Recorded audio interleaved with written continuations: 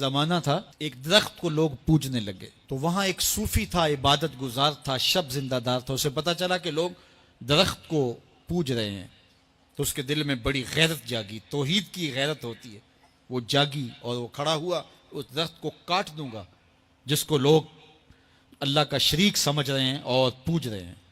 ہاتھ میں کلہاڑا پکڑا اور اس درخت کو کاٹنے کے لیے نکلا. راستے کے اندر شیطان کھڑا تھا. اس نے کہا میں تو نہیں جانے دوں گا، اور شیطان نے راستہ روکا. اس نے پٹک کے شیطان کو زمین پہ مارا اور اس کی چھاتی پہ بیٹھ گیا. شیطان بہت مکار ہے اور وہ ہر ایک کو ایک طریقے سے نہیں لوٹتا، اس کے بڑے مکر و فریب اور دجل و تلبیسات ہیں.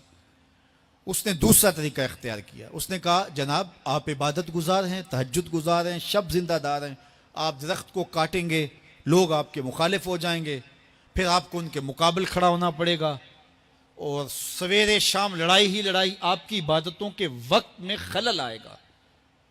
تو آپ نے ان کی قبر میں تھوڑا جانا ہے، آپ کی قبر اپنی ہے، ان کی قبر اپنی ہے، آپ چھوڑیے ان کو.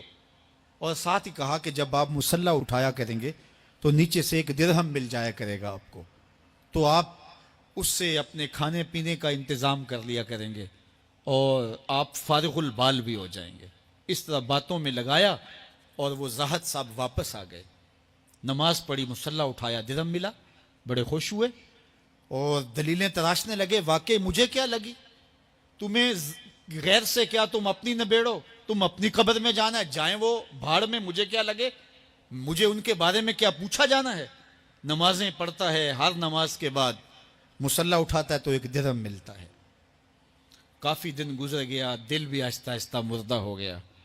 ایک دن مصلی اٹھایا تو کوئی درہم نہیں نکلا. پھر دوبارہ کلہاڑا اٹھایا، اٹھا، راستے میں پھر شیطان کھڑا تھا. کہا کدھر جا رہے ہو؟ کہا درخت کو کاٹنے جا رہا ہوں. شیطان نے کہا میں تو نہیں جانے دوں گا.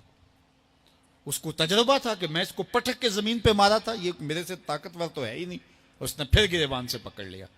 شیطان نے پٹک کے زمین پہ مارا اور چھاتی پہ بیٹھ گیا.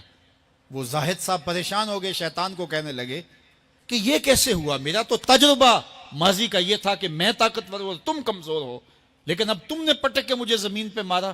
تو کہا صاحب اس دن تم اللہ کی رضا کے لیے جا رہے تھے، آج تم درہم کے لیے جا رہے ہو. تو جب عمل میں خلوص نہیں رہتا تو پھر عمل نہیں رہتا، عمل میں قوت نہیں رہتی، پھر سجدے بے روح ہو جاتے ہیں، نمازیں بے ذوق ہو جاتی ہیں، صفیں کج دل پریشاں، سجدے بے ذوق کہ وہ جذبے اندروں باقی نہیں.